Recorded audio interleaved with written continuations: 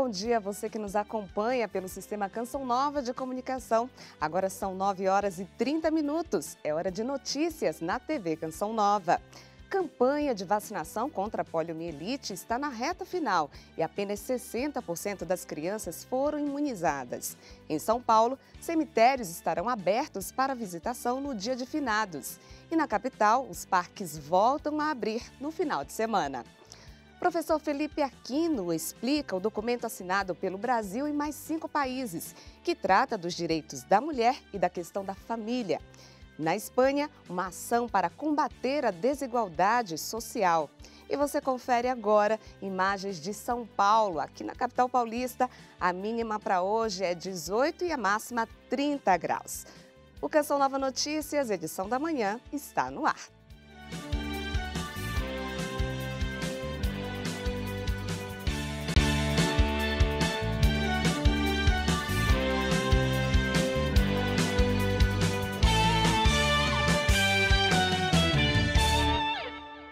E a gente começa a nossa edição de hoje com informações de Brasília. Mais de 60% das crianças ainda não foram imunizadas contra a poliomielite.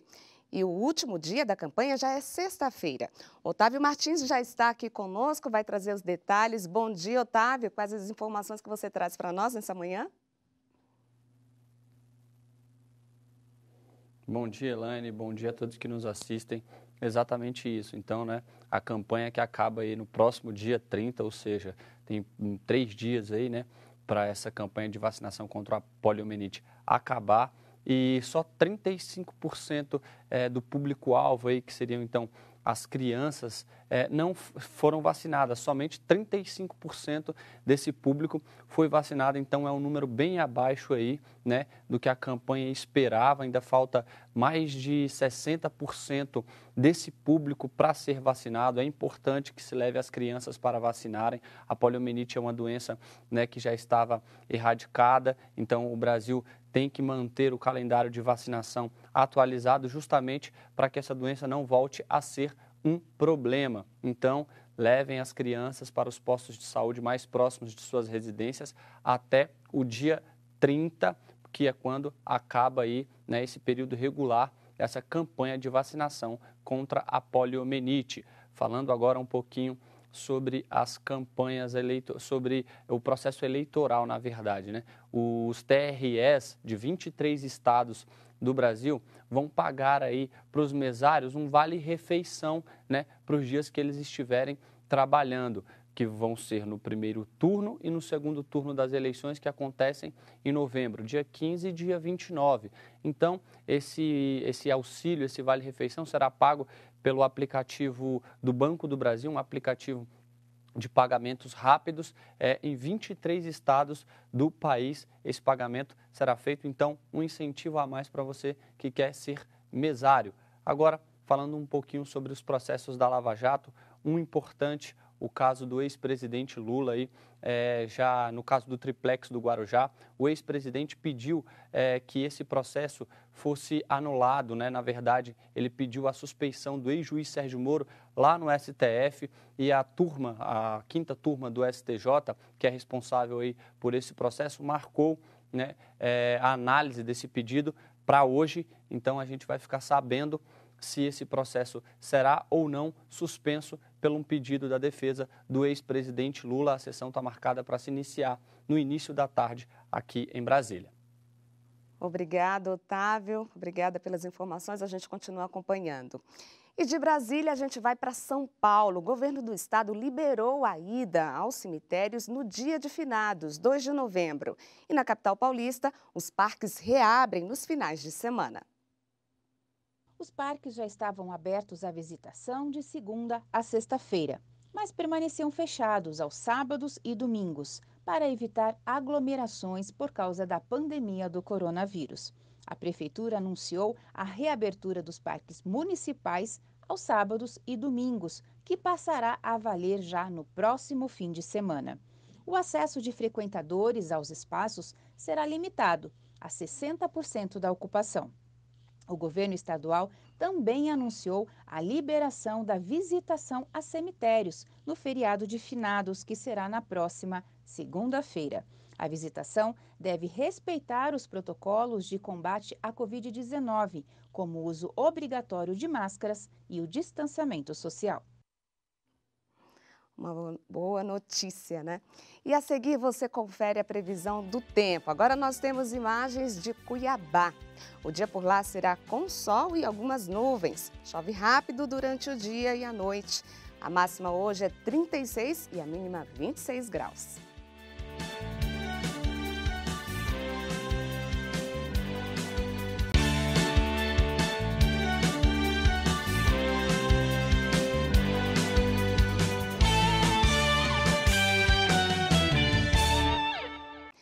A gente está de volta agora falando sobre um problema que atinge principalmente jovens e adolescentes. O consumo de drogas lícitas ou ilícitas, que durante a pandemia foi potencializado pelos sentimentos de medo, ansiedade, tédio e solidão.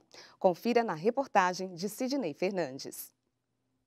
Uma aula virtual para falar de um tema que preocupa as famílias. Dentro de um dos braços desse projeto está o projeto Drogas e Prevenção, que é um assunto que precisa ser discutido com vocês, adolescentes. Drogas e prevenção são abordados em um projeto que vem sendo realizado durante esse período de isolamento social em uma escola privada na Zona Sul de São Paulo. A gente não tem como evitar, eu digo isso sempre para eles, a gente não tem como evitar. Eles estão expostos, mas que eles saibam os riscos que eles estão correndo, né? Um risco que pode ser ainda maior neste tempo de pandemia. Isso porque, segundo especialistas, o isolamento social pode influenciar no consumo de drogas, sejam elas lícitas ou ilícitas. O isolamento social é um fator preponderante. Não sozinho, obviamente, porque as pessoas já precisam ter uma predisposição ao alcoolismo ou à droga. E o afastamento do convívio social pode trazer, de fato, uma procura de essas substâncias. Está em casa, trancado, está fechado, não tem amigos, não tem com quem falar. É possível, então, se chegar a esse tipo de substância. Ana Maria fez uma pintura para chamar a atenção sobre o consumo de drogas. Eu acho que a melhor coisa que um jovem passando por dificuldade pode fazer é pedir ajuda. E a escola ajudou o Gustavo a entender ainda mais que a família é uma grande aliada. Nos meus momentos difíceis, eu sempre busquei ajuda primeiro da minha família, aí talvez depois dos meus amigos, e tentei usar as coisas que eu gosto de fazer para me ajudar a não ter a necessidade de usar nenhum tipo de droga. A base familiar é a grande aliada contra o álcool e a droga. Também podemos pensar que deve ter mais políticas públicas para que esses jovens se orientem melhor e saibam dos malefícios causados pela mesma. A religião é um bom recurso. Eles precisam de respeito, carinho, atenção e precisam de aceitação. Isso é um grande fator para que os nossos jovens fiquem distantes dessas substâncias que podem psicotizar e destruir. E a gente muda de assunto e fala agora sobre o clima. Hoje, quase todas as regiões do Brasil vão ter períodos de sol e pancadas de chuva no final do dia. E tem risco de chuva forte. Confira a previsão do tempo para todo o Brasil. Nesta terça-feira, a previsão para o sul é de chuva no Paraná. Tempo firme em Santa Catarina e no Rio Grande do Sul. No sudeste, o sol aparece, mas no final do dia a chuva pode ser forte em pontos isolados e pode vir com raios e rajadas de vento em áreas dos 4 estados. Tempo firme no Mato Grosso do Sul. Nas demais áreas, o sol predomina, esquenta e chove de forma isolada entre a tarde e a noite. Ar úmido e abafado no norte do Brasil. Tempo firme no Amapá. Entre Rondônia e o Acre pode chover forte. No Nordeste, o dia será ensolarado no Ceará, Rio Grande do Norte, Paraíba, Pernambuco e Alagoas. Chove no Maranhão. Nas demais localidades, chove em alguns momentos do dia. E a seguir, vamos entender a Declaração de Genebra, que fala sobre os direitos da mulher. Agora você acompanha imagens de Belém. A previsão de chuvas isoladas com raios e trovões. Máxima de 32 e mínima de 24 graus.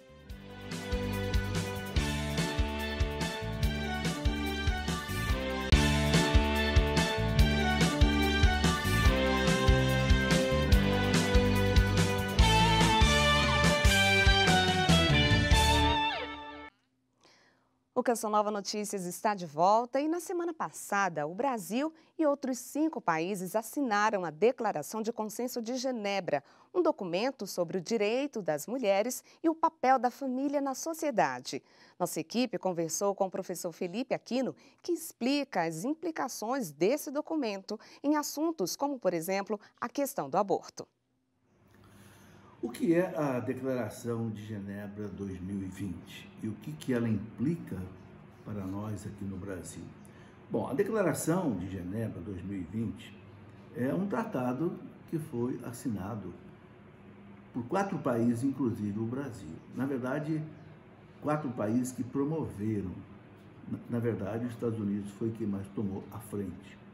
E este tratado exatamente é para manifestar a posição desses países, que na verdade são 32 que assinaram esse acordo, contra o aborto, a favor da família, a favor da vida desde a concepção, defesa da vida desde a concepção.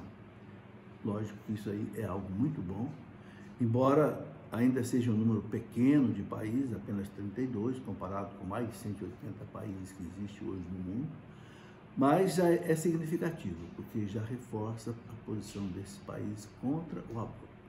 Infelizmente, no Brasil, é legal fazer o aborto em 3 situações. Primeiro, quando há risco de vida para a mãe, que é algo muito remoto com o avanço da medicina de hoje. Segundo, em caso de estupro. E terceiro, em caso que a criança tenha anencefalia. Nenhum desses casos justifica. A Igreja defende que a vida não pode ser tirada desde a sua concepção no seio da mãe. Então, não importa se foi por estupro, não importa se é anencefalia. E também no caso de uma mãe ter um problema que possa ser gerado pela gravidez. Claro que a medicina vai tratar da mãe. Se por acaso, indiretamente, a criança vier a morrer, paciência. O que não pode é matar a criança objetivamente. No caso de estupro também não tem cabimento, porque quem tem que ser punido é o estuprador e não a criança tirando-lhe a vida. E no caso da anencefalia, claro, é um ser humano. Existe uma alma humana ali. Então, tirar a vida de uma criança, nesse caso, também é considerado pela Igreja um assassinato. Então, este acordo que esses 32 países assinaram é muito bom, porque reforça uma posição no mundo contra o aborto, especialmente partindo de um país grande, importante no mundo, como os Estados Unidos e o Brasil. E a declaração foi assinada pelo Brasil, Estados Unidos, Egito, Hungria, Indonésia e Uganda e conta com o apoio de mais 25 países, de acordo com o Itamaraty. Agora a gente fala sobre a desigualdade social, que não é uma situação somente de países do terceiro mundo, os chamados países subdesenvolvidos. Na Espanha, a Cáritas e outras entidades chamam a atenção para as pessoas sem teto. Não ter casa mata. Esse é o impactante lema do Dia das Pessoas Sem Teto. Essa reflexão foi convocada pela Cáritas Espanha e outras instituições que lutam pela igualdade no âmbito social. Completamos 28 anos com a campanha Ninguém Sem Casa. Este ano com o lema Não ter casa mata. Queremos fazer um manifesto sobre o direito humano à moradia. Segundo o último informe sobre exclusão e desenvolvimento social da Cáritas Espanhola, cerca de 2.100.000 pessoas sofrem situações de insegurança quando o tema é moradia. A campanha Não Ter Casa Mata ganhou as ruas de Madrid. Durante todo o dia, testemunhos de pessoas sem teto foram transmitidos neste telão, bem no coração da cidade, como é o caso dessa jovem de 27 anos que estava na rua e atualmente se encontra em um albergue. Fiquei nessa situação por motivos econômicos, me senti na obrigação de emigrar do meu país para buscar uma vida melhor. Em poucos meses de estar aqui e já não ter dinheiro para poder pagar o aluguel, não ter nenhuma receita por estar desempregada, tive que pedir ajuda. E as ajudas aumentaram neste ano devido à crise econômica mundial provocada pelo coronavírus. Desde o início da pandemia, nossa entidade se tornou a casa de muitas pessoas que se encontram em situação de rua. 24 horas por dia estamos convivendo com os medos, as incertezas e a insegurança das pessoas acolhidas. Mais do que nunca, neste momento de Covid-19, se vê a necessidade de que toda pessoa tenha acesso a uma moradia estável e que se sinta protegida. É contraditória a mensagem apresentada pelos políticos nessa situação de pandemia junto às pessoas sem teto. Aí está, o fique em casa. Para quem não tem casa, fica a pergunta: e em que casa? A rua não é que mata de repente. Na rua vai matando pouco a pouco. Ano atrás ano, vai tirando anos da sua vida. E na rua você encontra de tudo. Pessoas que te olham dos pés à cabeça, como se você fosse um bicho estranho. Pessoas que te menosprezam. Pessoas que te insultam e pessoas que chegam a agredir. Já fiquei em estações de ônibus e de trem e aí passava despercebida com minha mala e meu cachorro. Nós não podemos viver, sobrevivemos todos os dias. E na rua me sentia observado e outras vezes como se não existisse. Dezenas de associações e entidades vinculadas à igreja oferecem apoio e acolhida a pessoas que não têm casa. Caritas Espanha ajuda quase 40 mil sem-tetos por ano, porque, como o próprio lema da campanha diz, não ter casa mata. E o Canção Nova Notícias fica por aqui. Outras informações você confere no noticias.cançãonova.com ou no Canção Nova Notícias, edição da noite, às 6h45. A gente encerra com imagens ao vivo da capital paulista. Fique com Deus e até amanhã.